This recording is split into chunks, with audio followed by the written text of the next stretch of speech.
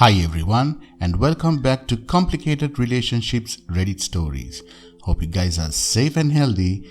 Now let's see what the story is about today. Okay, today's story is titled, I came home early and I saw my wife crying holding another man. We met in Madrid and it was a stereotypical meet, charming. Our eyes met from across the bar and I approached her. We ended up returning home together that evening. We went through the following 3 days, having lots of fun, drinking, absorbing the sun, and decided to stay in contact. She went home and I finished my travels and we began a year-long LDR before I moved to be with her. Over the course of the LDR, she divulged to me that she had cheated on a previous boyfriend and felt bad about it.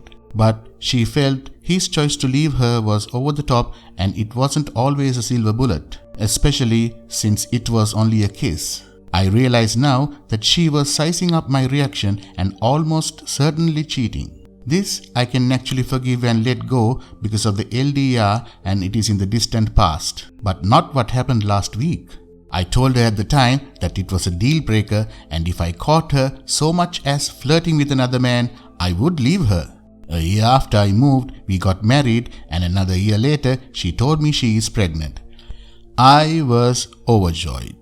She seemed distant, sad and anxious the first 2 months after finding out. And eventually, after I pushed and pushed, she broke down and told me that she had a one-night stand around the time of conception and the kid might not be mine. I was on a plane back home 2 days later and did not speak to her for a month. I ignored all her messages and calls, but eventually I caved and we talked. She said she was going to get a prenatal paternity test and if the baby wasn't mine, she would terminate it. But that she wanted me to come back first. I went back and she got the test. I was in the room when she got the results and I'm not the father. I told her that she must get the appointment on that day or I was going to a divorce lawyer as soon as I leave the hospital. She scheduled the appointment for a week later. On the day of the appointment, I drove her there. I held her hand as it is under any circumstances is a heartbreaking event for a woman. In the car, she broke down in tears and begged me to wait. Changed my mind, tried to make it work, anything but to go through with it. I looked her straight in the eye and told her, do whatever you want, it's your body and your life.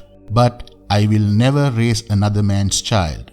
That child will be the living embodiment of your betrayal and a daily reminder of what you did. I will not subject myself to that.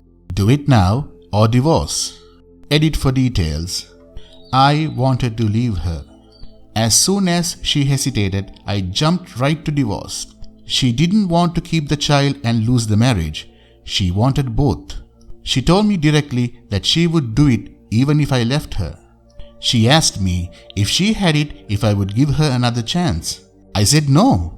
It is because, though I loved my wife, I'm not going to play daddy to another man's child. Finally, she did it.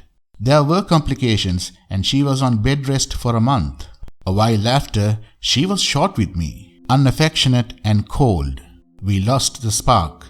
I tried, she didn't. She told me one night after a few drinks that she resented me for making her choose. I told her that I was glad she did it and she deserved to suffer for what she has done.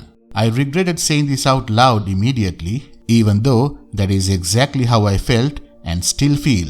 One day, I came home early from work and found her crying on the couch with a man next to her holding her hand. A man I have met many times before. A man she worked with. The look on their faces told me everything I needed to know. He was the father.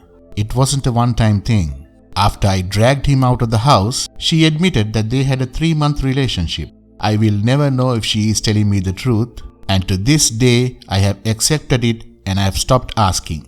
I began divorce proceedings and immediately put her out of the house. She begged, cried and pleaded for months. And again, stupidly, I felt bad and took her back. I told her that she has to quit her job and cut all contacts with him. She agreed and made the call then and there. We moved away from the city and bought a house in the other end of the country. We went to marriage counseling and got better. Slowly but surely, we went from strength to strength. We now both had total transparency on all accounts and accepted that's the way it was. As time went by, I stopped checking her phone. Things were great between us. Our intimacy was great and we were both travel lovers and we went on lots of trips. We have started talking about having kids. We tried for 2 years to conceive a child, but it hadn't happened yet. But the practice was a lot of fun. This was the case for years. I was completely unguarded and my defenses were down when the most recent event happened. She had gotten slightly distanced for a couple of months, but not so much that I was worried. I asked her about it, but she made a point to being very affectionate when I did. She assured me that it was all good. But for her default, when not being prompted, she was to be too quiet and seek out her own space. She was out drinking with her friends one night and I stayed at home. I woke up at 4 a.m. and heard her voice downstairs. I went out and asked if that was her. No answer. She didn't hear me. I guessed pretty quickly that she was on the phone, and due to the time it was, her recent withdrawal, and her dubious relationship loyalty, I decided to listen in. She was laughing and saying things like, "I miss you too, and I love you too." I knew it was him. I was certain of it. And then she started talking about the hotel, how good the room service was, and when she could see him again. I thought I had heard enough. I charged down the stairs like a bull and she knew she had been caught. She started yelling and screaming, shouting that she's been to a doctor here and was told during the washout there was some sort of a problem. She was drunk, slurring her words and crying. But somewhere in the minutiae of words, there were words like tear, scar tissue and permanent. I got it out of her that her uterus has been damaged and it was unlikely she could bring a baby to term. She found this 3 months prior, right around the time she started getting distant again. I grabbed the phone out of her hand. She tried to take it back.